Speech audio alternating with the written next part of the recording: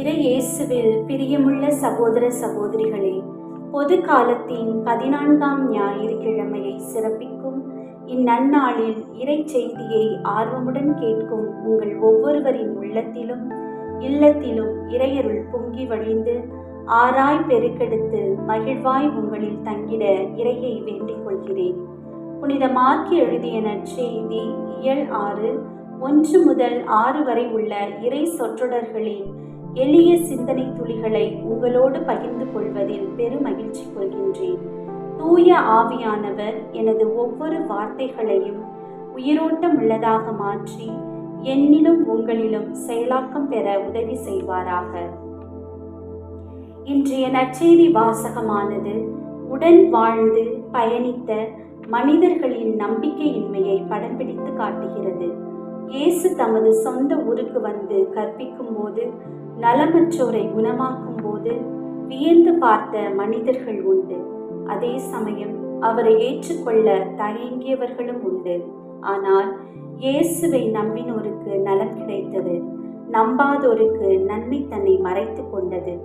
இன்றைய 2 வாசகங்கள் மற்றும் நற்செய்தி பகுதியாகிய இவை மூன்றும் இறை மீது நம்பிக்கை கொண்ட அனைவரையும் அவரது அருள் பாதுகாத்து வழிநடத்தும் என்பதையும், கடவுளின் மாபெரும் அதிசயங்களையும் அற்புதங்களையும் காண முடியும் என்பதையும் உணர்த்துகிறது. இயேசுவின் உலகு சார்ந்த அடையாளங்களை இனம் கண்டு கொண்டவர்கள் அவரின் தெய்வீக அடையாளங்களை நம்பிக்கையின்மையால் கண்டுணர முடியாமல் போய்விட்டது. அன்பார்ந்த சகோதர சகோதரிகளே, நாம் சந்திக்கும் உடன் வாழும் நம்மோடு பயணிக்கும் மனிதர்களை எவ்வாறு பார்க்கிறோம், எப்படி ஏற்றுக்கொள்கிறோம், எவ்வாறு நடத்துகிறோம்? அவர்களின் பின்புலங்களை கொண்டா, இல்லை அவர் முன்னேறி சென்ற பாதைகளின் வெற்றியை கண்டா என்பதை சிந்திக்க அழைக்கப்படுகிறோம். பல்வேறு தருணங்களில் சூழலில் நாம் பார்த்து பிறந்தவர்கள், நம்மோடு பேசி பழகி விளையாடியவர்கள், நம்மோடு படித்தவர்கள், அறிவாளிகளாக, திறமை வாய்ந்தவர்களாக, ஞானம் நிறைந்தவர்களாக, வாழ்வில் உயர்ந்த நிலையை அடைந்தவர்களாக நாம் காணும்போது நம்முடைய எண்ண அலைகள் எப்படிப்பட்டவையாக இருக்கின்றது? நேர்மறையாக இருந்தால் அதை வளர்த்து கொள்வோம், எதிர்மறையாக இருந்தால் அதை முளையிலேயே கிள்ளி எறிந்து விடுவோம்.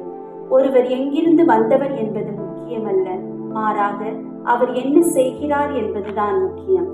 ஆகவே இயேசுவின் மீது நம்பிக்கை கொண்ட நல்ல மனிதர்கள் அற்புதங்களை பெற்றது போல் நாமும் உடன் வாழும் மனிதர்களின் மீது அன்பும் அக்கறையும் நம்பிக்கையும் கொண்டு அவர்களிடம் காணப்படுகின்ற நன்மைத்தனத்தை பெற்றுக்கொள்ள முற்படுவோம். நாமும் நல்லவற்றை செய்பவர்களாக, நம்பிக்கைக்கு உரியவர்களாக உலகில் வலம் வருவோம். இறைவன் நம் ஒவ்வொருவரையும் தன் அருளால் நிரப்பி பல ஆசீர்வாதங்களை அளித்து என்றும் வழிநடத்தி பாதுகாப்பாராக. ஆமென்.